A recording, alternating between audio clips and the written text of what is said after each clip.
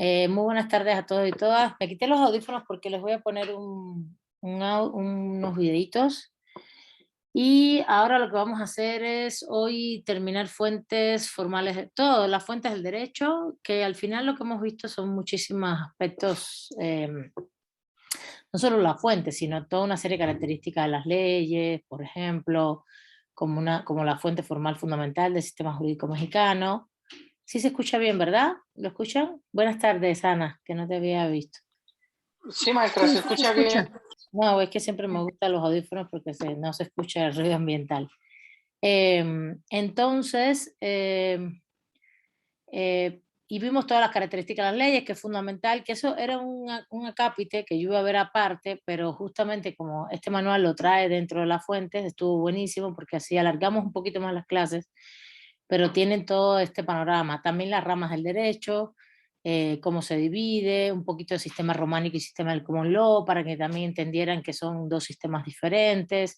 Todo eso son elementos que podrían ir en clases separadas temáticamente, pero justamente me gusta mucho la idea, yo lo daba de otra manera en el curso anterior, pero la idea de dejarlo dentro de las fuentes del derecho está muy bien, ¿no? Porque al final la fuente te lleva a decir, bueno, es la ley, y entonces tú dices, bueno, entonces, ¿qué es la ley, no? Y así sucesivamente, ¿no? Y ya ustedes van viendo los elementos fundamentales de teoría del derecho, ¿no? Introducción al estudio del derecho. ¿Qué nos queda después de esta clase, que sería ya la semana que viene? Vamos a ver los conceptos jurídicos fundamentales, para que ustedes tengan una noción de hacia dónde vamos, ¿no? Hacia dónde ustedes van en la carrera, ¿no? Ahí vamos a ver qué cosa es un acto jurídico, qué es persona, una serie de sanción, como una serie de elementos importantes del sistema jurídico estatal mexicano, que casi todos los sistemas jurídicos, casi todos no, todos los sistemas jurídicos estatales tienen más o menos los mismos conceptos jurídicos fundamentales. ¿Está bien?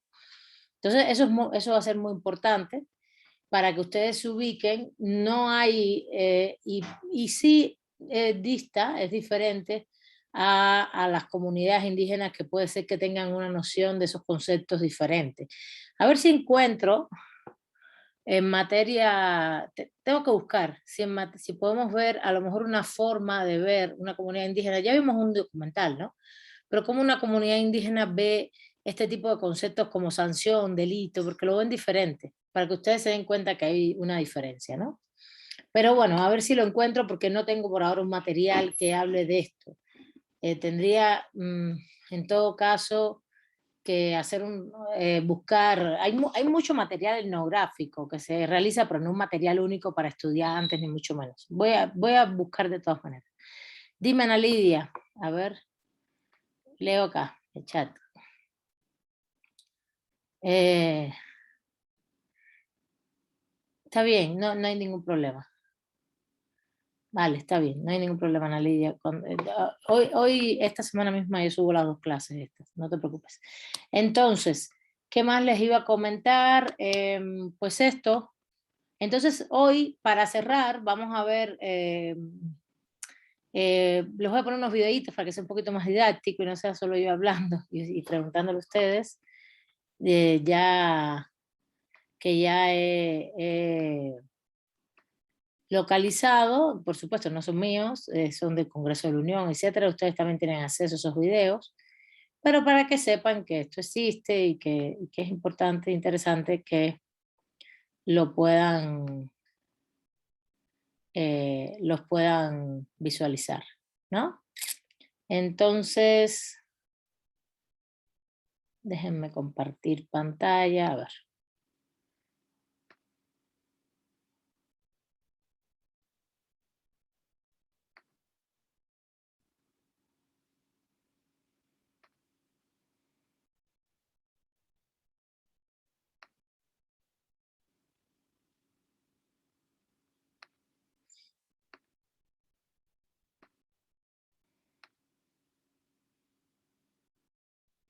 Y bueno, ahora ya lo comenzamos. ¿Se ve bien? ¿Ya lo ven? ¿Sí? ¿Se escucha bien? Sí, sí se Sí, escucha. Del sí, Congreso, todo bien. el Canal de la Unión presenta.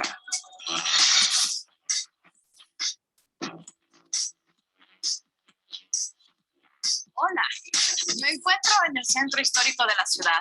Cerca de aquí está Bellas Artes, el Palacio de Minería y el Palacio Nacional. Ahí se ubica el recinto parlamentario, edificio adaptado exprofeso para albergar a la Cámara de Diputados durante el siglo XIX. Hoy vamos a platicar sobre la organización del trabajo legislativo actualmente en el Congreso Federal. Indudablemente, los avances tecnológicos y de comunicación van modificando las formas y los tiempos en que nuestras legisladoras y legisladores desarrollan los trabajos legislativos. Imagina organizar una sesión en la Ciudad de México cuando no existían automóviles, camiones o transporte aéreo. Requería mucho tiempo a legisladores del norte y del sur llegar a la capital para los trabajos legislativos de la representación federal. Bueno, y seguro te estarás preguntando, ¿por qué pongo este ejemplo? Pues porque vamos a platicar sobre lo que es una legislatura. Una legislatura indica el periodo de existencia de una cámara desde el día de su primera convocatoria al de su disolución. A ver, te explico.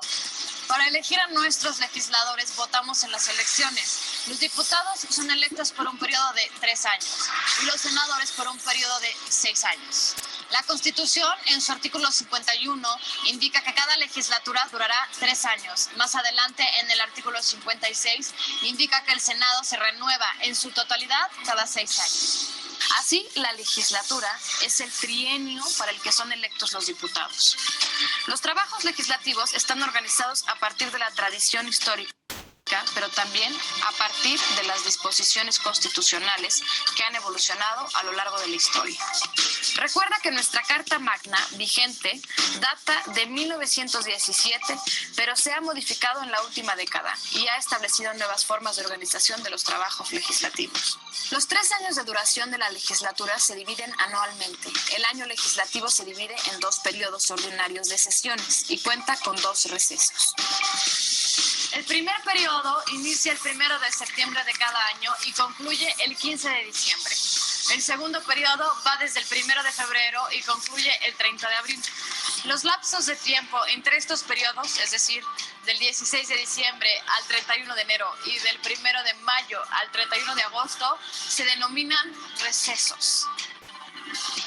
Durante los periodos ordinarios de sesiones se realizan las reuniones de los plenos de ambas cámaras, es decir, la de diputados y senadores. En estos lapsos de tiempo se reúnen los legisladores 2 veces a la semana.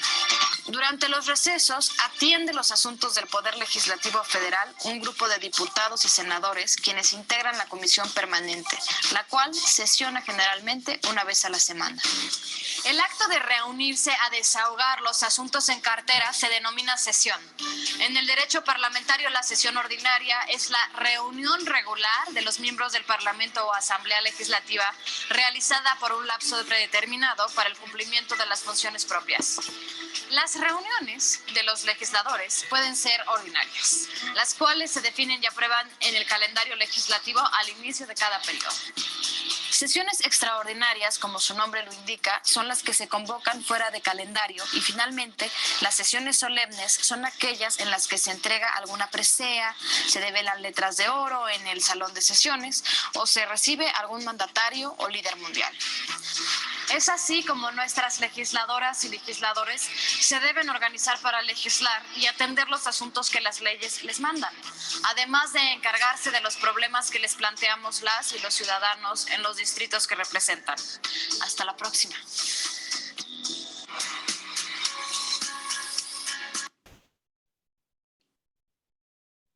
Aún seguimos, esperen un momentito, ¿eh?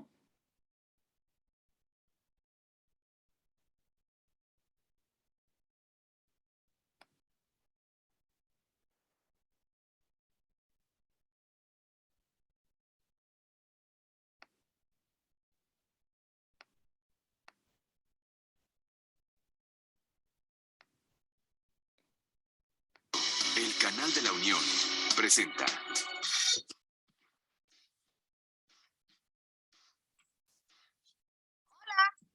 saludo nuevamente desde el Congreso. Hoy voy a platicarte de la actividad principal que realizan nuestros legisladores, la creación y modificación de las leyes.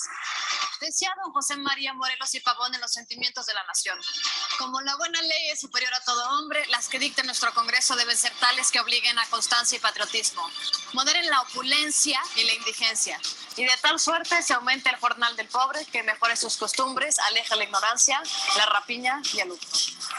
Y precisamente hablando de leyes, ¿te has preguntado cómo se crean o modifican? Vaya que es todo un procedimiento. Y se denomina proceso legislativo. Veamos cómo es. Primero se requiere que un legislador o legisladora federal, uno de los congresos del país o el presidente de la República presenten una propuesta para crear o modificar la ley. A esto se conoce como iniciativa. Recientemente los ciudadanos también podemos proponer reformas a través de la iniciativa ciudadana. Para ello se requiere contar con el respaldo del 0.13% de la lista nominal de electores. Una vez que la iniciativa es presentada en alguna de las dos cámaras, que como recordarás son la de diputados y la de senadores, el presidente de la mesa directiva le envía una o varias comisiones de trabajo. La cámara que recibe primero la iniciativa se denomina cámara de origen y a la que la revisa se le denomina cámara revisora. Las comisiones analizan la propuesta y emiten un documento que se llama dictamen. Este se envía al pleno y ahí los legisladores lo discuten y, si es el caso, lo aprueban. Aprobado por el pleno, se envía la modificación a la colegisladora, es decir, a la otra cámara, y va de nuevo. Realiza el mismo procedimiento. La turna a comisiones que emiten un dictamen que se discute en el pleno. A este documento se le denomina minuta. Pero sigue, ya que si alguna de las cámaras revisoras realiza una modificación, regresa otra vez a la cámara de origen. Pero no creas que es un ping-pong infinito. Checa con atención. Si la cámara de origen no acepta las modificaciones, se desecha y no se puede volver a discutir en el mismo periodo de sesiones. El proceso legislativo concluye cuando una reforma es publicada por el presidente de la República en el Diario Oficial de la Federación. Pero si el presidente quiere realizar alguna modificación a una ley o reforma, puede hacerlo, pero deberá enviar nuevamente la propuesta al legislativo para analizar el proyecto. Si el presidente no devuelve las modificaciones con observaciones a la Cámara de Origen en 30 días naturales, dispone de 10 días más para promulgar y publicar la ley o decreto. Si el presidente de la República no hace nada de esto, transcurrido este segundo plazo, el presidente de la Cámara de Origen ordenará dentro de los 10 días naturales siguientes su publicación en el Diario Oficial de la Federación. ¡Cuánto trabajo!, ¿no? Pues estas son las reglas y los procesos para la creación y modificación de leyes. Nos vemos la próxima.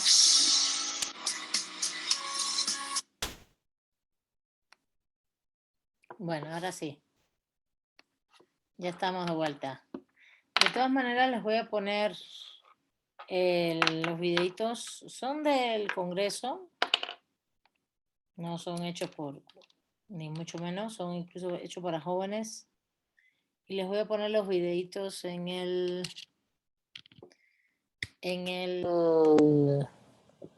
la página, ¿vale? ¿Están aquí? ¿Dónde andan? ¿No se fueron? Dijeron, hay un video, nos vamos. Gracias. Gracias. Aquí estamos, maestra. ¿Están aquí? Sí, bueno, aquí estamos. Los escucho bajito. Se escuchaba bien, porque tenía muy bajito yo el audio. ¿Se escuchaba bien?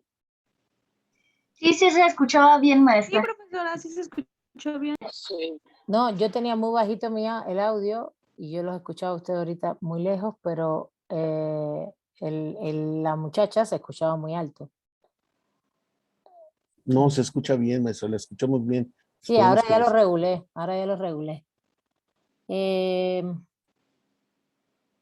Bueno,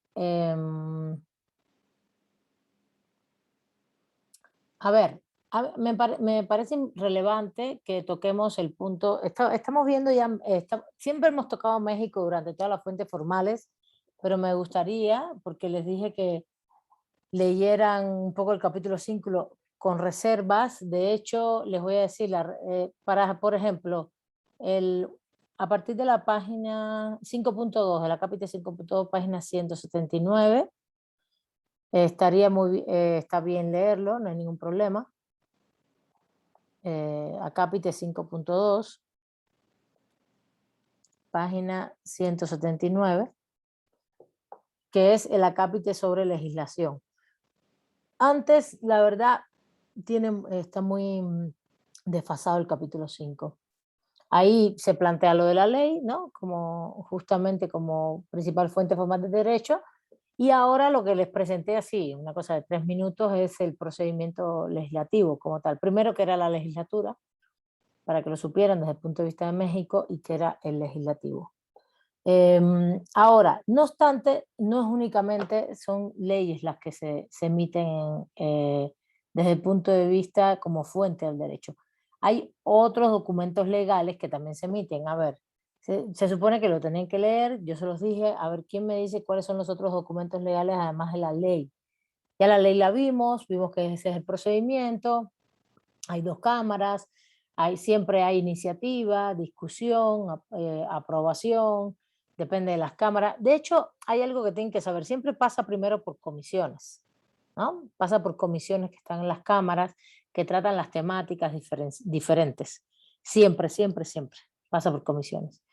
Y de hecho, en muchas ocasiones llega el pleno, cuando llega el pleno puede ser que las manden a comisiones de nuevo. Y como decía la compañera, hay cosas que después que una vez rechazado ya no se puede volver a discutir. Hasta otra legislatura. Cosas no, muchas. La misma propuesta no.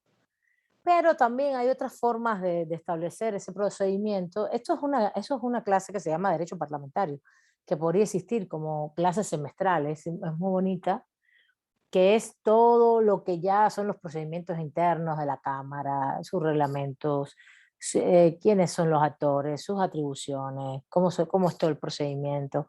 Pero regularmente, no crean, hay muchas iniciativas, muchas cuestiones que se hacen, que pasan siempre por comisiones, y ahí es donde se da toda la actividad política, ¿no? En las comisiones. Bueno, también en el pleno, pero en la actividad política se da mediante comisiones mucho. Por eso, por ejemplo, ustedes leen, bueno, ¿qué está pasando? Se instauró la legislatura, ¿no? En la fecha prevista, ¿no? Siempre. Y una vez que se instaura, después se asignan las comisiones, ¿no? A qué partidos se le asignan, claro, se le asignan a partidos, y de ahí ellos asignan quién va a presidirla, quiénes van a ser los miembros, porque es siempre multipartidista. Y eso es interesante, porque ahí es donde se da un juego de la política muy fuerte, ¿no? Entonces, depende de la comisión que ustedes que tengan, ¿no? Si es la de Hacienda, depende. Y también se generan comisiones nuevas, puede haber unas comisiones de esta legislatura. Realmente hay unas que son básicas, centrales, que siempre están, y se pueden generar otras nuevas, y así sucesivamente. Depende de los temas y las temáticas, ¿no? Y hay temas, no es un tema, a ver, las comisiones no son como ramas del derecho, ni mucho menos. Las comisiones son Hacienda, por ejemplo, educación y ciencia y tecnología, por ejemplo, participación, ¿no? Habría que entrar ahí a la Cámara de Diputados y ver todas las comisiones que hay. ¿Está bien? Y esto es muy importante, ahí hay un juego político muy fuerte, y ahí hay mucho trabajo. Para ustedes, futuros juristas, abogados, abogadas, ahí hay un trabajo lindísimo que se hace como asesoría parlamentaria, ¿no? Que puede ser desde despachos fuera en la ciudad, que se dedican a cabildeo legislativo, que representan entidades, pueden representar, o puedes hacerle trabajo también, o como miembro del Parlamento haciendo asesoría a senadores o a diputados. Porque ustedes no crean que los diputados y los senadores se sientan a hacer las leyes, ¿no? No, ellos tienen todo un corpus que la mayoría son juristas, abogados, abogadas, muchos, no todos, pero y que ahí van haciendo y fundamentando todo esto. Y además de las iniciativas de ley o modificaciones, derogaciones, todo esto, ¿no? Modificaciones de normas, etcétera, que todos son iniciativas. Acuérdense que tú puedes proponer una ley nueva y derogar una anterior, eso es importante que lo sepan, pero también puedes proponer reformas, artículos, etcétera, etcétera, ¿no? Y lo otro es que hay legislación que es muy permanente, no sé, la Constitución, las leyes generales, nacionales. Ahora mismo hemos estado en una discusión muy fuerte sobre una propuesta que se va a hacer sobre la nueva ley, se llama así, Ley de Humanidades, Ciencia, Tecnología e Innovación, que va a ser la nueva ley que regula CONACYT, pero además todo el modelo de ciencia, tecnología, innovación y humanidades del país, desde el punto de vista de esta actividad académica investigativa. Entonces hay una ley aprobada que ha estado como durante 20 años, si mal no recuerdo, fue aprobada por Fox, ¿sí? Y que fue modificada por Calderón, por Peña Nieto, en función de privatizar el modelo, no solo privatizar la educación, sino privatizar las formas de investigación científica. Por eso este país, con todos los recursos que tiene y con todo lo importante que es México en el sentido de recursos y todo, no ha podido ser capaz de hacer una vacuna, porque lo que hicieron fue privatizar el modelo y malgastar los recursos, fue terrible. No obstante, hay una cosa que ha funcionado mucho y muy bien siempre, que son las becas para estudiantes de posgrado, las becas de postdoctorado. Eso sí, sí funcionó todo el tiempo y ha funcionado bien, pero lo demás, no. Entonces, el cambio de la ley ahora lo que propone es que todo esto sea público, que no es estatal, público, con participación de sociedad civil, de comunidades, de pueblos indígenas, de una serie de personas y que se tomen las decisiones de una manera que no se desvíen los recursos. Y hemos estado en una discusión muy fuerte desde hace 2 años para proponer la ley ya se va a proponer ahora en el Senado, que va a ser la Cámara Receptora. ¿Por qué? Tú la propones donde quieras, o en el Senado o en diputados. Eso también es una medición política. ¿Y quién la propone? La puede proponer el presidente, como dice el Ejecutivo, la puede proponer también determinadas, los mismos diputados o los mismos senadores, pueden hacer suya la propuesta. En este caso, como la ley ha sido, el anteproyecto ha sido discutido desde CONACYT, que es una entidad del Ejecutivo, con académicos, ha habido una discusión, les digo, 2 años de discusión, yo llevo 2 años en estos procesos, nada, porque también te piden que participes, la ley de hecho regula el derecho humano a la ciencia, con el trabajo de derechos humanos, y es una cosa muy nueva y es está muy bien articulada, muy interesante. Entonces, bueno, hemos estado ahí dialogando y debatiendo cómo hacer mejor la ley, pero también discute todos los órganos, todo el sistema, los principios del modelo y las participaciones, quiénes participan, cómo, etc. Entonces, como ha sido así la discusión, la va a presentar al Ejecutivo, evidentemente, y no ningún diputado ni ningún senador. Esperemos que se apruebe, es muy importante, y se derogaría la ley anterior, ¿no? Que sí tiene como más de 20 años, ahora no recuerdo el año. Sí fue aprobada por Fox, con toda la intención, porque justamente Fox hizo algunos cambios en todos estos temas porque les interesaba, por ejemplo, meter todo lo Monsanto, organismos genéticamente modificados, no solo con esta ley, sino también la ley de bioseguridad, todo eso se hizo con Fox en materia de reformas neoliberales. Porque ese era el objetivo de ellos, ¿no? Entonces, bueno, todo esto se ha ido, hay como sectores o los espacios donde se van a ir cambiando. Yo he estado participando en en específico, donde la idea es cambiar esta ley que es completamente, tiene un corte neoliberal, aunque ustedes la lean, está muy bonita, pero propició todo, incluso una serie de desvíos de recursos y todo, y ahora va a tener regula otras cosas muy diferentes, de manera muy diferente todo esto, ¿no? ¿Está bien? De hecho, tuvimos un evento ayer, ahí estaba en Facebook, en Twitter, en todos lados, y ayer empezamos un seminario así a final de la propuesta del anteproyecto. Y la primera mesa fue esta, de Derecho Humano a la Ciencia, que yo coordinaba y estuvo bastante bien, compañeros de Baja California, de Veracruz, de San Luis Potosí, y yo por acá por el DF, estuvimos debatiendo todos estos temas, ¿no? Entonces, se los digo en el sentido de que también son procesos de participación y lleva política esto, no es derecho así solo, y eso sí quiero que siempre lo tengan claro. No, yo cambié la literatura este semestre, pero si algo para mí está clarísimo, y quiero que ustedes también se lo vean claro, que el derecho no es solo la norma jurídica, aunque ahora estemos viendo todas estas cuestiones de la norma, del derecho estatal, ni solo es el derecho estatal, ni solo es una cosa de la norma establecida en la Constitución, en las leyes, sino es un fenómeno político y vinculado a la economía, y esto se ve muy claro todo el tiempo, ¿no? En el ámbito que ustedes estén. Y bueno, para terminar la parte de la formación del proceso legislativo, por ejemplo, un asesor parlamentario evidentemente puede hacer iniciativas, ¿no? Iniciativas de modificación, iniciativas de derogación, nuevas leyes. También lo puedes hacer trabajando en el Ejecutivo, ¿no? Si eres parte del jurídico de alguna instancia ejecutiva, como es el caso de CONACYT, es el jurídico el que ha confeccionado toda esta nueva ley, junto con un cuerpo, ¿no? De asesores, de personas metidas en estos ámbitos de la academia, que también son los sujetos actores, ¿no? De la comunidad científica, sobre todo, diciendo, bueno, ¿qué queremos como modelo de ciencia, tecnología, innovación y humanidades? Y, ¿qué más les digo? Y entonces esto es un ámbito de labor muy bonita que hay que saber mucho de derecho, porque es para crear leyes. Y te voy a dar la palabra, Martín, ya vi que si quieres intervenir, ¿no?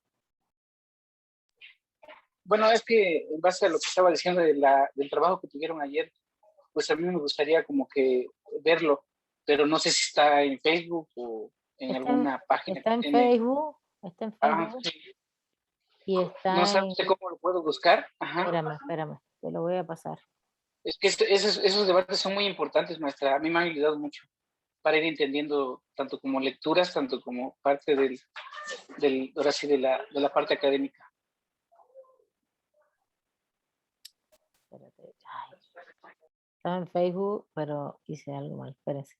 Bueno, ahora te paso el link por el chat, para que incluso si quieren es una página de Facebook donde van a salir todos los debates sobre ese tema, Ok. que es de un Sí, gracias, grupo maestra, que gracias. se llama Conciencia Crítica.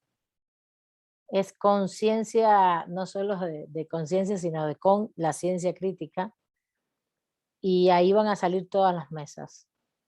Entonces, si ustedes tienen Face, ahí va a salir, también está en YouTube de CONACYT, en el YouTube de CONACYT. Espérate, a ver si ya entra. Aquí está. Ahora se los paso. Y ahí de paso suscriben la página, estaría bien. Si quieren, si les interesa. Por supuesto, si les interesa. Yo sí no ando esta cosa así de... A ver, en el chat se los voy a poner. Si no tienen Face, en YouTube, en el YouTube de Conocí, ahí va a estar también. Ahí ya está la de ayer. Entonces, ¿qué otra cosa pueden hacer? Por ejemplo, otra cosa que se hace, y eso también es parte de la actividad política de la legislatura, es emitir puntos de acuerdo, ¿no? Esto es una cosa que es mucho más sencilla, es como, son exhortos, ¿no? En algo de la política mexicana, en algo que se está haciendo, exhortos a determinadas esferas del Ejecutivo, exhortos por una situación internacional, ¿no? Que regularmente se hacen desde los grupos parlamentarios o desde un grupo o desde algún parlamentario, sea diputado, senador o un grupo, que suscriben sobre determinados problemas. Es como un llamado de atención claro, al ser un punto de acuerdo, evidentemente, pues se genera una discusión y se visibiliza un problema, ¿no? Para que sepan qué más cosas se hacen, ¿no? Y, por ejemplo, es muy álgida la discusión anual de la ley de ingresos, la ley de egresos, el paquete fiscal, ¿no? Para que sepan todo lo que hay que saber de todas las ámbitos del derecho, ¿no? O te va formando mucho, más que saber, uno no entra sabiendo a ningún lado. Ustedes tienen que saber que ustedes van a salir de la facultad, de la universidad, la facultad no, de la universidad, sabiendo lo básico, lo mínimo, y hay cosas que no van a saber nunca, primero porque no tienen las materias y segundo porque a lo mejor se las van a dar muy mal. Yo se los tengo que decir, no me voy a esconder para eso. Pero ustedes van a tener una parte de estudio individual lo mejor posible, y por otro lado, cuando empiecen a trabajar, si van a ejercer el derecho, puede ser que algunos de ustedes no lo hagan, algunas o algunos, pero tienen que entender que van a aprender mucho donde vayan, ¿no? No es, uno nunca sale de la universidad sabiendo lo que va a hacer bien a nivel sobre todo ya ya cuando ya estén terminando, ¿no? Octavo semestre, por ahí, que pueden a lo mejor incluso entrar a trabajar a algún lugar, van a ir en la práctica haciendo cosas, ¿no? Bueno, entonces, ¿qué otro tipo de documentos legales eh, ¿qué otro tipo de documentos legales eh, se emiten además de las leyes. A ver, ¿quién me dice? Ese apartado está bien desde el punto de vista del capítulo 5. Les digo que los que están bien van a ir a examen, ¿eh? Los que no les digo que no vayan a leer, esos no van a ir a examen. ¿Qué otro apartado hay? Disculpen, ¿qué otro documento legal?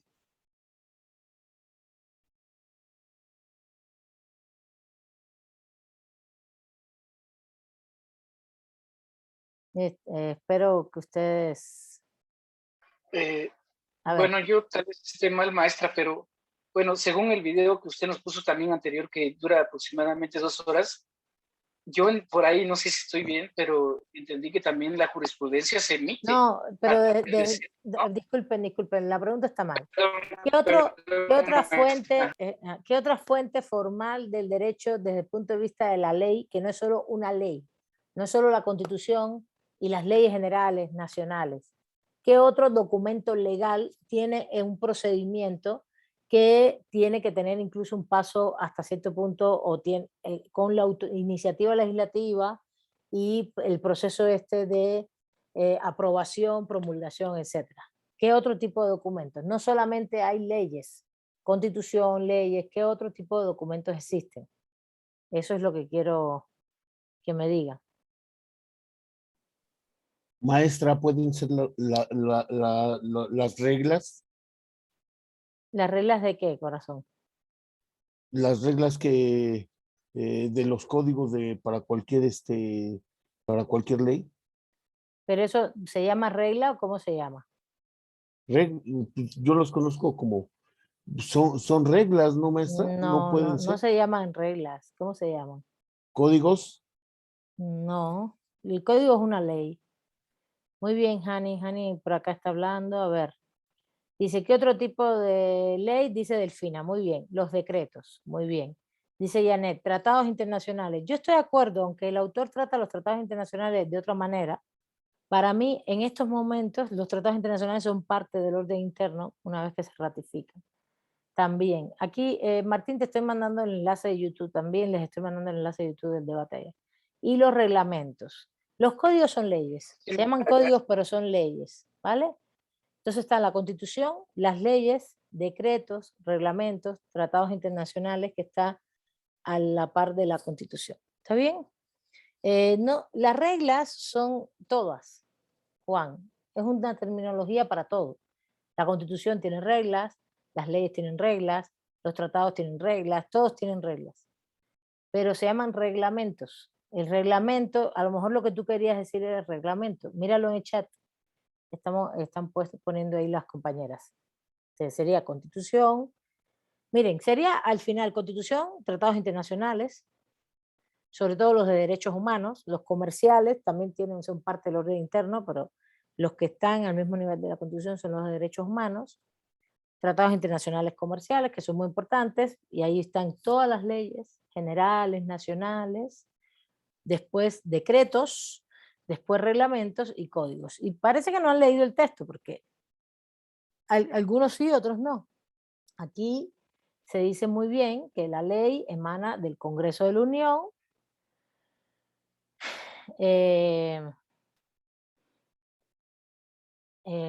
y que se entiende por ley la norma jurídica emanada del Poder Legislativo con carácter general y obligatorio, que fue lo que vimos ahorita, ¿no? Y el decreto se entiende que es la norma jurídica obligatoria que, a diferencia de la ley, tiene un carácter particular y no general. Pero en este sentido tiene que ver, evidentemente, el decreto, cuando se habla acá en este sentido, dice, cuando el Congreso emite decisiones específicas como la imposición de una condecoración, el permiso para que el presidente de la República abandone el territorio nacional por un periodo determinado, que son facultades que tiene el Congreso de la Unión, o relacionadas a asuntos administrativos propios del Congreso. Por ejemplo, no sé si se acuerdan cuando estuvo la pandemia o en algún momento, que son acuerdos que tengan que emitir un acuerdo interno para su funcionamiento, ¿no? Y los decretos, además, esos son con respecto al Parlamento, pero los decretos son las normas jurídicas que emanan del Poder Ejecutivo y tienen fuerza de ley. Esto es muy importante, porque los decretos, el Poder Ejecutivo en México, recuerden que ustedes tienen legislativo, ejecutivo, judicial, ustedes no, México, y en este sentido, si bien el legislativo es el que crea todas las normas jurídicas, el ejecutivo también crea muchas normas jurídicas. Y los decretos son normas jurídicas emanadas del Poder Ejecutivo que tienen fuerza de ley. Y tiene mucho que ver con la administración pública, ¿no? Administración pública, justamente porque tienen facultades para legislar, pero no pasa el mismo proceso. Por ejemplo, el artículo 29 constitucional, que dice que en algún momento, pero bueno, el 29 constitucional, para tú suspender los derechos humanos, que casi no puedes suspender ninguno por una situación de excepcionalidad, les voy a explicar cómo funciona eso. Eso en ese sentido lo que pasa. Por ejemplo, háganse la idea que en la Ciudad de México, cuando en 2017, que no se hizo, ni tampoco ahora en pandemia se hizo, ni se hizo cuando ha habido inundaciones muy fuertes, pero son casos en los cuales se puede hacer. No solamente es por guerra o cosas así. Una inundación muy fuerte, que tú, por ejemplo, emitas el decreto, el Poder Ejecutivo, para aplicar el artículo 29 constitucional de suspensión de derechos. ¿Qué quiere decir esto? Que es como declarar el estado de excepción. Es como no, es declarar el estado de excepción. Esto se puede hacer no solo para todo el país, se puede hacer por una pequeña localidad, que haya un problema, un conflicto, o que haya, por ejemplo, una situación de excepcionalidad, justamente, que puede ser un terremoto, una situación natural, pues, y que necesitas en un momento determinado limitar algunos derechos. ¿Cuáles son los derechos que se limitan? No se limitan casi ningún derecho humano, excepto los derechos vinculados a, por ejemplo, la movilidad, ¿no? Ese tipo de libertades son las que en un momento determinado se paralizan porque justamente es lo que a lo mejor hace falta para poder solventar la situación y que la gente no pierda la vida, son temas de seguridad, ¿no? Y eso se emite un decreto, pero el procedimiento de declaración del estado de excepción pasa por el Congreso, a no ser que haya una situación de excepcionalidad y el Congreso no se pueda reunir, pero entonces tiene que tener una comisión especial y todo eso. Ahí está en el artículo 29 constitucional. Entonces, de hecho lo plantea, ¿no? Siempre tiene que tener autorización expresa del Congreso, ¿no?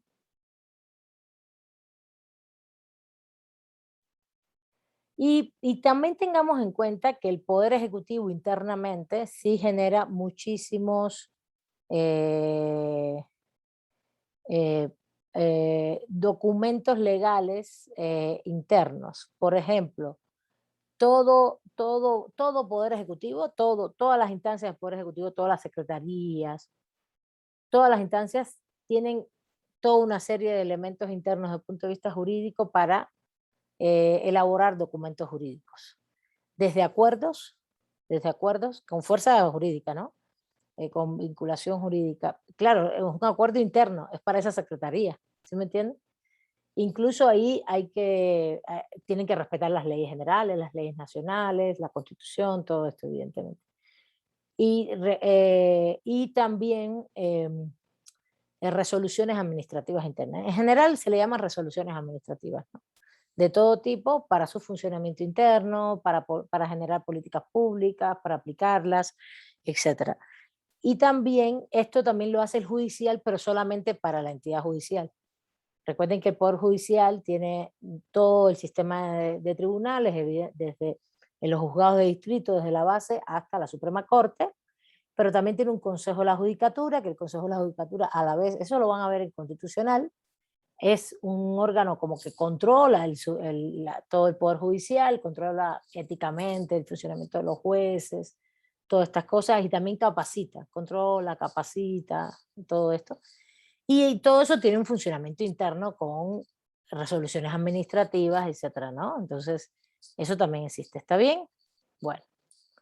Eso es para que entiendan que todas esas resoluciones administrativas del Ejecutivo, cuando hablo del Ejecutivo hablo de todas las instancias, de la Presidencia, todas las secretarías federales, pero también todo esto cómo funciona a nivel de los estados, ¿está bien?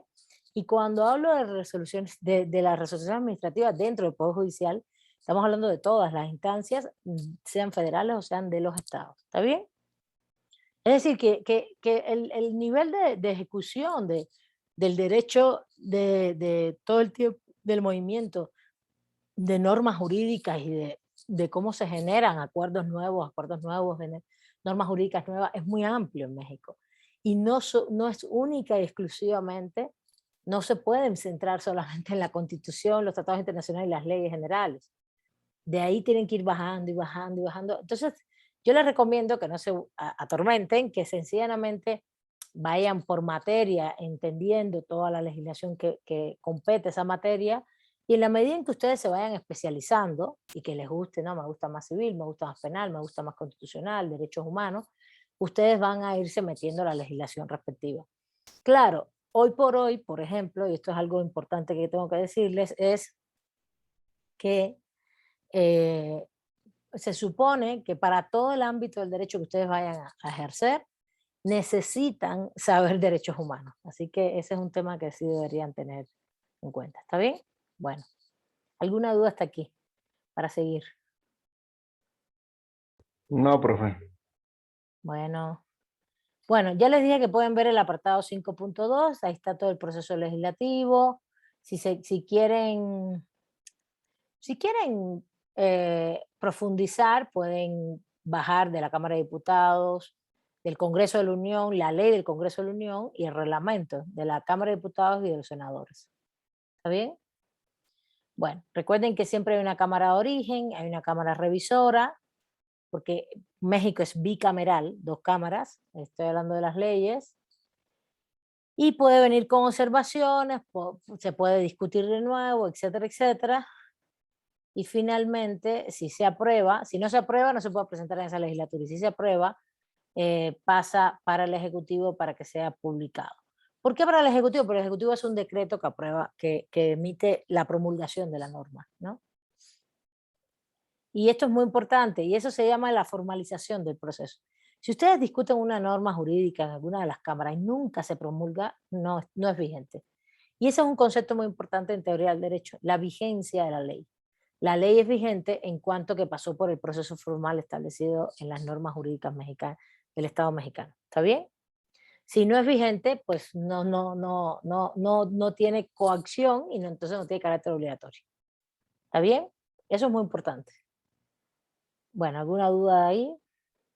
Está todo explicado, cómo se hacen las publicaciones oficiales en el Diario Oficial de la Federación, y también están todas las gacetas o diarios oficiales, depende de cada estado, se llama diferente.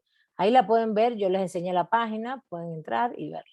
También un poquito de estudio individual, no les viene mal, así que pónganse las pilas. Bueno. Sí, maestra, gracias. Bueno, acuérdense que está la Constitución. A ver, aquí hay un problema con en este texto, con la jerarquía que está poniendo el autor. La Constitución es el primer rango, pero los tratados internacionales vinculados a derechos humanos están al nivel de la Constitución.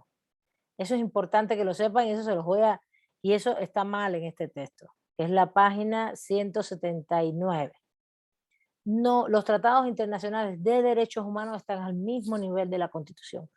¿Cuáles son los que no estarían al mismo nivel de la Constitución? Los tratados comerciales. Esos están por debajo. Todo, ¿no? El TMEC, etcétera. Por supuesto, se supone que no debe ir contra la Constitución, ¿no? Y que fue aprobado y no fue contra la Constitución. El TMEC, los tratados bilaterales, todos esos.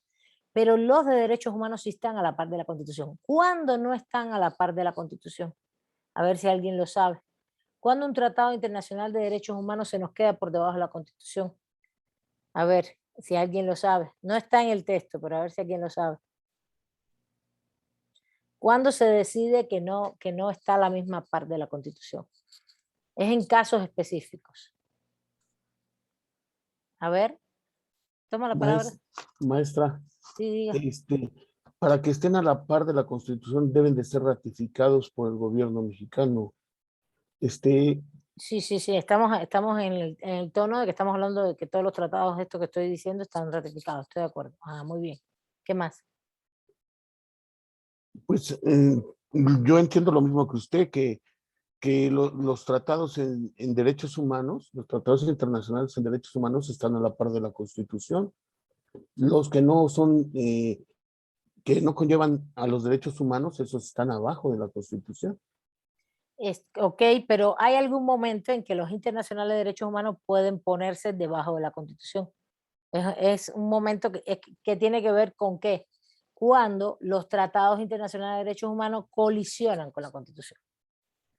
Por ejemplo, les voy a poner un ejemplo claro. Si, y además no es el tratado en sí el que lo bajan, ¿no? Bajan el precepto. El precepto dice, no, lo que va a primar aquí en la interpretación es la Constitución. Eso es lo que dice.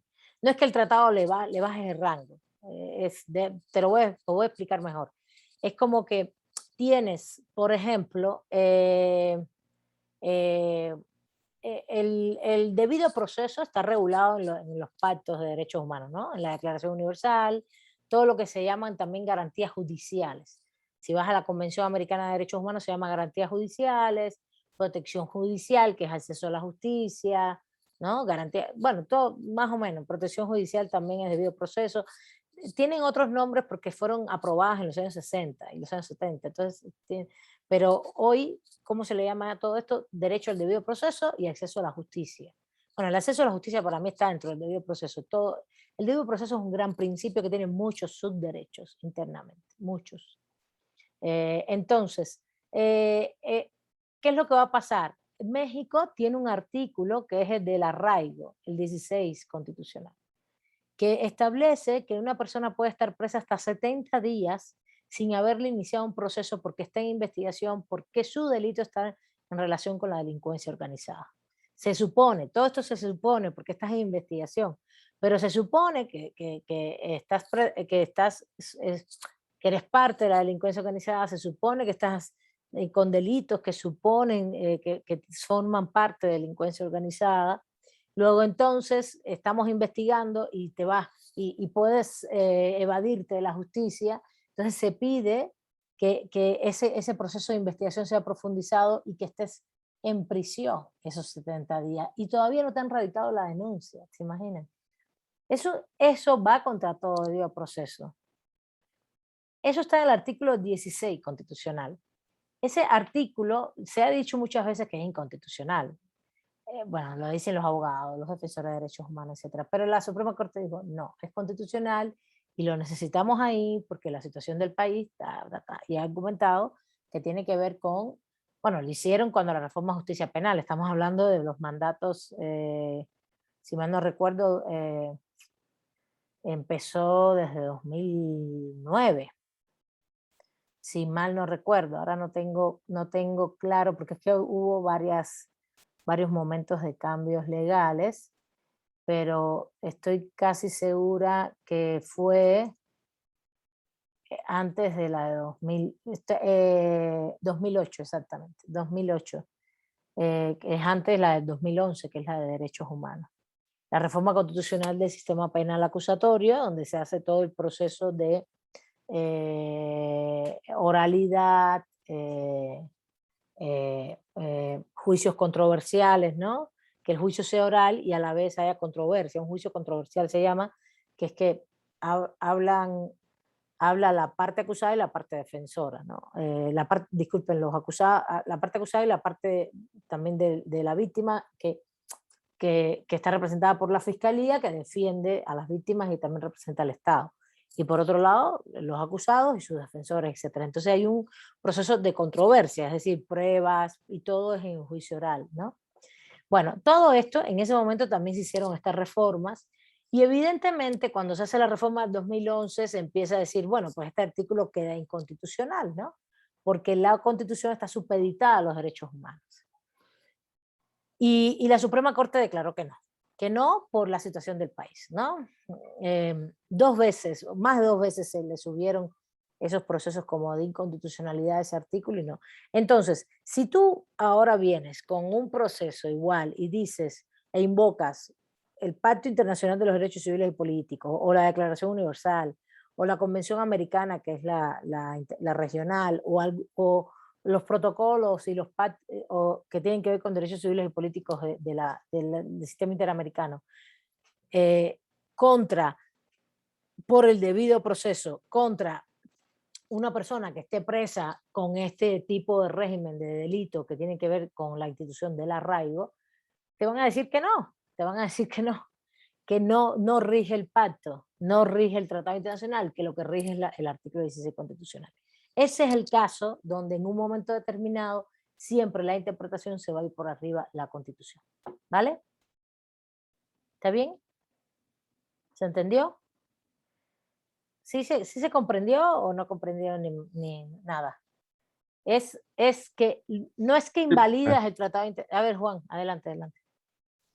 No, maestra, le comento que sí se entiende bien, maestra, que este arraigo, incluso que va en contra del debido proceso por la presunción de la inocencia, pues pues en ese momento, la Constitución prevalece sobre el tratado internacional. Ahora, ¿dónde se planteó esto? Esto lo plantea la propia Suprema Corte cuando resuelve el caso de Rosendo Radilla. El caso de Rosendo Radilla es un caso de desaparición forzada. Todo esto lo deben ver en Constitucional, pero a mí me interesa que ya lo vayamos dialogando para que ustedes vayan metiéndose en este tema, ¿no? El caso de Rosendo Radilla Pacheco es un caso de un compañero desaparecido justamente por el Estado mexicano, por militares, en el año 74, ¿no? Que fue detenido ilegalmente por un retén militar y fue desaparecido y fue visto por última vez en un cuartel militar de Atoyac de Álvarez en Guerrero, que ya no existe, ¿no? En este sentido, era un líder también, un líder de los movimientos de Guerrero, como siempre ustedes saben que, y más, no conozco la historia de él específicamente, pero bueno, en Guerrero también había en ese periodo que denominaba la Guerra Sucia, etcétera, grupos guerrilleros, ¿no? Él era un líder en materia de salud y educación. ¿Qué pasa con este caso? Este caso se llevó nunca se resolvió, y en el 2001 se presenta en la Comisión Interamericana de Derechos Humanos. Se hace una audiencia pública sobre la admisibilidad del caso en el 2004. Fíjense cuánto tiempo pasó, 2004. Estamos hablando de 30 años. No, terrible. Y justamente se admite en el 2005 y el 2007 se considera que se aprueba un informe de fondo sobre esto. Este informe de fondo al final se emite en el 2008 no, se emite en el 2007 y en el 2008 la Comisión Interamericana de Derechos Humanos demanda al Estado mexicano ante la Corte Interamericana de Derechos Humanos. Es decir, Rosendo Radilla desaparece en el 74, nunca el Estado mexicano dio respuestas, se metió a la Comisión Interamericana. La Comisión Interamericana es una instancia por debajo de la Corte Interamericana de Derechos Humanos, es una instancia que más bien es de recomendaciones, donde se investiga desde 2004 hasta 2007, durante 3 años, y justo hasta el 2008, desde 2001 hasta 2007. Y el 2008 entonces la misma comisión le hace la denuncia al Estado mexicano ante la Corte. ¿Por qué? Por la desaparición forzada del caso. ¿Por qué hacen esto? Porque sí, porque son casos paradigmáticos que te pueden generar un precedente fuerte hacia un Estado y que el Estado responda ante esto. Y es un caso muy paradigmático para México, porque justamente en el 2009 se llevó a cabo la audiencia ante la Corte Interamericana de Derechos Humanos y se emitió una sentencia, que es muy buena sentencia, en 2009 sobre el caso Rosendo Radilla y sobre lo que debería hacer el Estado mexicano. ¿Qué es lo que va a pasar acá? Lo que va a pasar de manera muy interesante es que propicia cuando la sentencia llega a México, dice, la Suprema Corte de Justicia de la Nación inició un proceso de consulta a trámite para establecer las obligaciones que para el Poder Judicial de la Federación derivan de esa sentencia, y esta resolución se emite en julio del 2011. Pero justo lo que va a pasar es que ya fue la reforma de derechos humanos del 2011, que se hace en el primer semestre, entre febrero y abril de 2011. Entonces, cuando la Suprema Corte en julio de 2011 analiza el caso, lo que hace es agarrar el caso y asumir un proceso y emitir una declaración de cómo va a ser el proceso de interpretación de las normas jurídicas de los tratados internacionales de derechos humanos previstos en el artículo 1 constitucional y la Constitución. Ese es el caso. Es muy importante que lo sepan. La sentencia es muy buena en ese sentido de la Corte, y después la Suprema Corte cómo asume esa sentencia y dice, bueno, si la Corte Interamericana de Derechos Humanos nos emite una sentencia donde nos hace responsable por sucesos que fueron en el año 74, pero el Estado mexicano sigue siendo la misma persona jurídica, ficticia, aunque sean otras personas las que estén a cargo. Y tenemos responsabilidad, ¿cómo nosotros asumimos lo que ellos nos están diciendo como sentencia? Y ahí fue donde Juan, es lo que acabo de explicar, se emite este tema de los tratados internacionales de derechos humanos están a la par de la Constitución. Cuando colisionen con la Constitución, se pone la Constitución es la que prima. Y también por ahí para allá emitieron muchos otros criterios muy favorables, como por ejemplo que todo tipo de corte del sistema interamericano que tuviera que ver con derechos humanos vinculados a México eran de obligatorio cumplimiento, por ejemplo, y también que todas las sentencias emitidas por el sistema interamericano, en la Corte, sí, aunque no fueran contra México, pero defendieran derechos humanos, se constituían fuente de derecho. Eso es importantísimo. Fuente no, pero sí, parte de la jurisprudencia, que se podía alegar perfectamente mediante ellas para establecer criterios jurisprudenciales de normas jurídicas para México. ¿Está bien? Entonces, la sentencia es muy interesante, es muy fuerte, y entonces eso generó un nuevo concepto que lo van a ver ustedes el próximo semestre en constitucional. No les digo que yo les voy a dar constitucional porque se supone que me voy de sabático. Si me voy de sabático no les doy constitucional. Pero ya me toca sabático, es mi derecho laboral y la verdad lo merezco también después de tantos años de trabajo. Pero yo doy constitucional y regularmente sí me gusta mucho que debatamos esta sentencia, que la veamos, debatirla no tanto, yo ya pondría ahora ya debatirla, para que vean que ahí se generó ese gran concepto que se llama bloque de constitucionalidad. Les explico todo esto porque eso no está en el libro del autor, y eso es lo que hoy se considera como esa fuente básica del derecho de la ley, el bloque de constitucionalidad, que son la Constitución, los tratados internacionales de derechos humanos, y todas las interpretaciones constitucionales, por ejemplo, jurisprudenciales que tienen que ver con a nivel constitucional y de derechos humanos, pero también las cortes, las sentencias de la Corte Interamericana, ¿no? Todo esto va formando parte de un corpus constitucional de la parte de arriba. Y me detuve a explicar todo esto porque por el recuadro este que hace el autor en la página 179 sobre la jerarquía, ¿no? Y ámbitos de validez espacial de las leyes. Bueno, ¿alguna duda hasta ahí?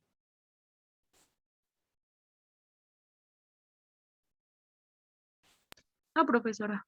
Bueno, recuerden que tenemos todo ese bloque de constitucionalidad que es a nivel federal, y por lo tanto, si es a nivel federal, rige para todo el país.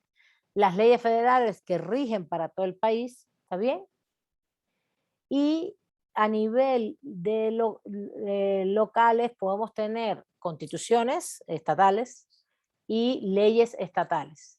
Pero también, pero también a nivel evidentemente federal tenemos las leyes, federal no, a nivel nacional tenemos leyes generales y nacionales. Puede haber leyes nacionales, pero puede haber otras de ellas estatales. Entonces hay un proceso, esto es importante que lo sepan. Las leyes federales rigen a nivel federal, para toda la federación. Y las leyes nacionales, aunque rigen para toda la federación, puede haber concurrencia de leyes nacionales y leyes estatales, por ejemplo, de las leyes de salud. Por ejemplo, voy a ponerles un ejemplo, vamos a ver. ¿Se acuerdan que vimos los diputados, las leyes federales de México. Esto es importante, yo se los estoy dando con detalle, a mí no me preocupa. Por ejemplo, tenemos un Código Civil Federal, ¿no? Que rige para todo el país. Y tenemos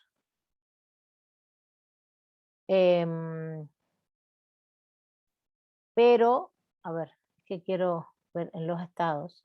Aquí está, en los estados.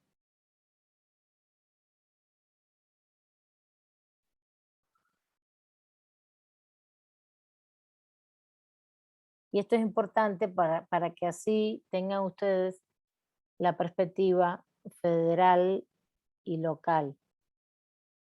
La Constitución, por ejemplo, política del Estado de Aguascalientes también existe. Tiene una, de hecho es de septiembre del 17, aunque tiene muchas reformas, ¿no? Pero, por ejemplo, el Código Civil del Estado de Aguascalientes tiene un Código Civil. Luego entonces hay un Código Civil federal, ¿no? Pero hay un Código Civil en el Estado de Aguascalientes. Es decir, hay estados que tienen también sus códigos civiles. Es decir, hay uno que rige federalmente, el de Aguascalientes por supuesto no debe ir contra el federal, ni mucho menos contra el, de hecho es una, no, aquí no dice cuándo, sí, es de 1928, el federal, y el de Aguascalientes es del 47. No debe ir uno contra el otro, y si hacen alguna modificación tienes que reformar. ¿Está bien? ¿Sí? ¿Se entiende? ¿Sí se entiende? Hay códigos, el Código Civil, los códigos federales existen a nivel federal, pero pueden haber códigos de esa materia a nivel local, estatal. ¿Sí se entiende? Ese es el nivel federal. No sé si van conmigo. ¿Sí van conmigo? Por ejemplo, Aguascalientes también tiene un código electoral, un código fiscal, un código penal, y todos esos también existen a nivel federal, las leyes. Lo que están es subordinada. Ahora, a nivel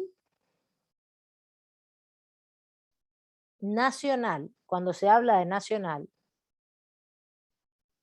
espérense un momentito. Entonces, hay leyes federales y las leyes federales puede haber también leyes estatales. Un ejemplo es el Código Civil, por ejemplo. Las leyes nacionales tienen rango nacional y las leyes generales tienen una competencia concurrente. Puede haber concurrente, ¿qué quiere decir? Es que me estoy metiendo ahora en temas federales que lo deben ver el próximo semestre, pero lo que quiero es que entiendan que si bien un Código Civil como el de Aguascalientes estatal no debe ir contra el federal por un problema de jerarquía de normas, pero eso no quiere decir que ellos no tengan autonomía para legislar, cada estado. Y eso genera en México una cantidad de legislación impresionante. Lo bueno es que ustedes viven aquí en la Ciudad de México, pero bueno, algunos a lo mejor viven en el Estado de México, entonces tendrán que ver la legislación del Estado de México si van a fungir como abogados allá. Entonces, las leyes nacionales sí son únicas y esas se dedican solo a nivel nacional, ¿no? Es un tema a nivel nacional y las federales, como ya les comenté, tienen que ver con que rigen solo a nivel federal. ¿Qué quiere decir a nivel federal? A nivel central, a nivel de federación, no es a nivel local, ¿está bien? Y por eso existen leyes a nivel local del mismo tema. No sé si eso lo logran entender, que tiene que ver con la jerarquía de normas. De hecho, el autor lo que pone aquí es que las leyes ordinarias, las leyes reglamentarias son locales, pero no lo explica tan exhaustivamente como les estoy comentando. Y solo las federales se quedan a nivel federal. Pero ahí puede haber leyes nacionales también. Las leyes nacionales son para todo el país y no son federales. Nacionales quiere decir que lo mismo rigen para la federación que para los estados. Nacional, término. Federal, federación. Nacional, federación, estados. ¿Está bien? Y después existen los códigos, las leyes estatales. ¿Está bien? ¿Sí? Para hacerlo un poquito más simple. ¿Alguna duda de esto para seguir? Sí, profesora, una pregunta. Y por ejemplo, la unificación del código en ese sentido, ¿a qué se refiere? Bueno, yo sí entiendo, por ejemplo, lo que es por ejemplo, los códigos de los estados y las normas, pero la unificación, ¿a qué se quiere entonces entender? No, ya no hay, me pierdo un poco. Esa es la intención del país, pero no se ha logrado en todo. De hecho, la intención es que unifiques legislación realmente. Eso es lo que le interesa. Por ejemplo, el Código Nacional de Procedimientos Penales es de 2014, justamente, no, es reciente, ¿no? 2014 reciente. Ese código rige para todo el país, no solo a nivel federal. Rige también para los estados. ¿Sí me entiendes? Eso es una unificación. Pero, y también por acá, a ver, el Código Militar de Procedimientos Penales, habría que ver la competencia, entrar a ese código. Pero, por ejemplo, el Código Penal Federal es para delitos federales. No tiene por qué regir en los estados. Pero el Nacional de Procedimientos Penales sí. ¿Sí me entiendes? Esa es la diferencia. Y cuando se quiere unificar, se hacen como leyes nacionales para que rija para todos y no tener fragmentada la legislación. Y no es un tema de fragmentación, es un tema de que, por ejemplo, ahora mismo, la Suprema Corte, ¿se acuerdan que dijimos que queríamos ver la sentencia, a ver si nos da tiempo del aborto, como ejemplo de jurisprudencia? Vas a ver que eso aplica para todo el país, no es solamente federal, aplica para todos. Sí se aplica, fíjense, se gestó por la Suprema Corte de Justicia de la Nación. Luego, entonces no es un tema federal, es un tema para todo el país. Y no puede haber ningún código penal local ni ninguna constitución local que establezca penalización, bueno, los códigos penales, penalización del aborto, y una constitución que diga que la vida empieza en la concepción, luego entonces puedes tener un delito de aborto, no puedes tener eso. ¿Sí me entiendes? Entonces, ¿qué es lo que se trata? La legislación en México tiene tantas jerarquías que se complica mucho. Entonces, si tú tratas de unificar, sobre todo procedimientos, temas penales, temas civiles, es un poquito más, ¿cómo explicar? Más de economía procesal y de ordenación. Y de ordenar, vamos a decirle así, iba a decir ordenación, pero es una palabra que no existe, ordenar el propio sistema jurídico, ¿no? Que no tengas tantas confluencias en materia federal, estatal. Claro, el objeto del federalismo es descentralizar las decisiones, que haya autonomía en los estados, porque es un país muy grande, pero realmente también el país ya tiene fenómenos nacionales, no fenómenos locales. Sí, no sé si me logran comprender. El fenómeno del narcotráfico o de cierto paramilitarismo es un fenómeno nacional, no es un fenómeno local. No se agudiza en las fronteras, estamos de acuerdo, se agudiza en determinados espacios donde hay narcotráfico, estados, pero el problema es nacional. Entonces, en la medida en que tú unifiques esta legislación, va a ser un poco más, en mi criterio me parece que es factible, porque además así también evitas que estas legislaciones se muevan en función de acuerdos políticos locales, momentáneos, expresos, ¿entiendes? También a nivel federal se pueden mover, pero ya es más difícil tener agrupar más fuerzas en los congresos, ¿sí se entiende? Es más grande. No es lo mismo con un congreso local, donde a lo mejor rige un solo partido. Acá a nivel federal es más complejo. No sé cómo lo ves. ¿Sí? Por ejemplo, la propia Ley de Ciencia y Tecnología, que es del 2002, aquí la estoy viendo, la vigente, que se quiere cambiar. Esa es una ley que rige para todo el país. Es nacional. Son leyes nacionales, son leyes que rigen para todo el país. No hay una ley de ciencia y tecnología en cada espacio, ¿no? Puede haber alguna en algún estado, pero esta es ley nacional, esta se rige para todo el país. Entonces, el sistema federal es muy respetable, pero lo que ha sucedido en el tiempo y en la historia de México, e incluso en la historia de todos los federalismos, es que realmente se tiende más a la toma de decisiones a nivel central. Y los federalismos todos funcionan diferentes. El de Estados Unidos funciona de una manera, el de México de otra, el de Argentina de otra, el de Brasil de otra, que son federalismos latinoamericanos muy fuertes, ¿no? y producto de grandes países, que son países muy grandes. Por eso son federales, porque el federalismo, esa es la razón de ser. De que al ser países tan amplios, tan grandes, con culturas tan diferentes, se supone que cada espacio estatal debe tener una autonomía para regular sus propias cuestiones internas. En eso yo estoy de acuerdo. Por ejemplo, yo estuve el otro día un diálogo, no sé si les comenté el lunes o la otra clase, con profesores en la Universidad Benemérita de Oaxaca, un debate acerca de la constitución oaxaqueña, y están mucho más adelantados en materia de pueblos indígenas que la Ciudad de México y la federal, mucho más. Tienen cosas muy interesantes, mucho más adelantadas, mucho más avanzados en términos de definiciones de cuestiones de pueblos y todo eso. Siempre lo han estado ellos.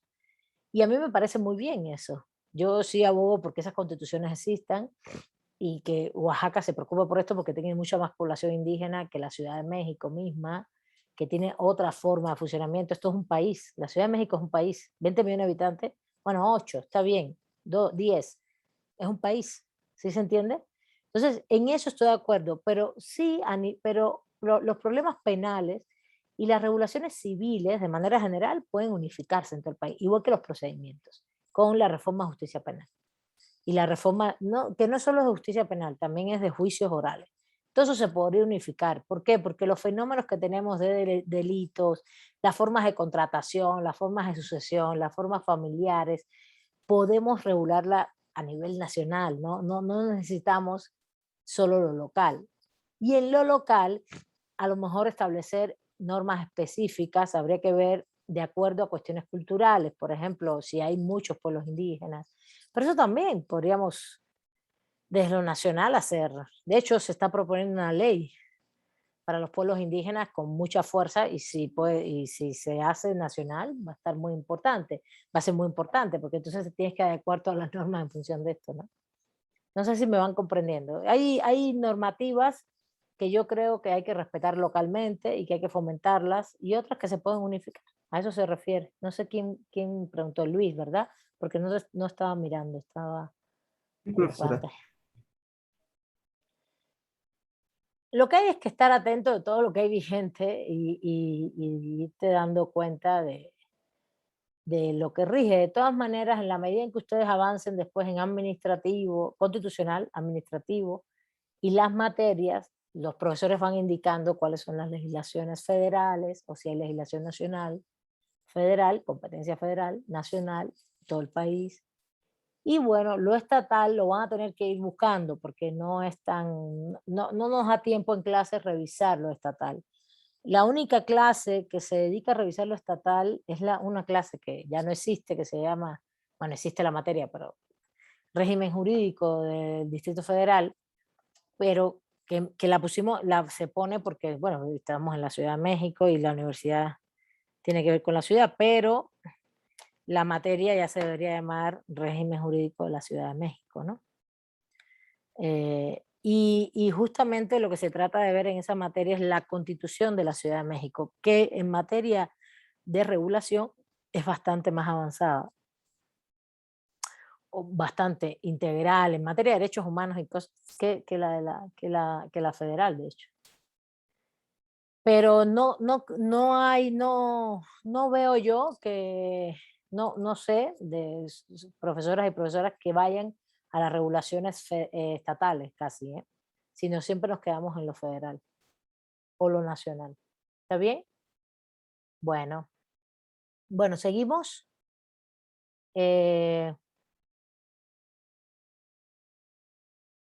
¿Alguna duda?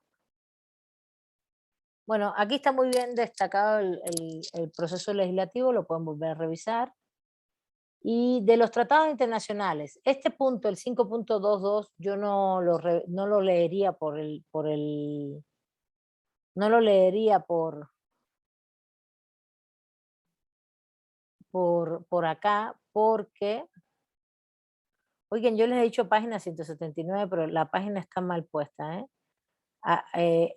Ubíquense por 5.2, que es legislación. Es que las páginas, como esto está medio escaneado, las páginas no las veo, no las ubico, no sé si ustedes ubican las páginas. Es el 5, es el apartado de legislación, es el 5.2, ¿no? 5.2, no sé si están leyendo, si han leído, la verdad. Sí, 5.21, 5.21, ese es el apartado. Y ese es el que yo sí les dejaría para lectura. El apartado 5.2.22 que tiene tratados internacionales, sí es verdad que el 133 constitucional establece evidentemente la recepción de los tratados internacionales celebrados por el Ejecutivo y que se aprueba por el Senado y que estén de acuerdo con la Constitución. Ese es en eso estamos de acuerdo. Justamente esa es la forma en la cual se aprueban los tratados en México, ¿no? Pero tengan en cuenta, después de leer todo este apartado 5.22, que también tenemos la sentencia de Rosendo Radilla posteriormente. Les voy a subir un documentito, les voy a decir porque todo esto va a ir a examen, legislación y tratados internacionales. Pero hay que además leer lo de Rosendo Radilla porque es justamente la que plantea cómo se interpretan los tratados internacionales de derechos humanos y en qué rango quedan, como lo acabo de explicar hace media hora. ¿Está bien?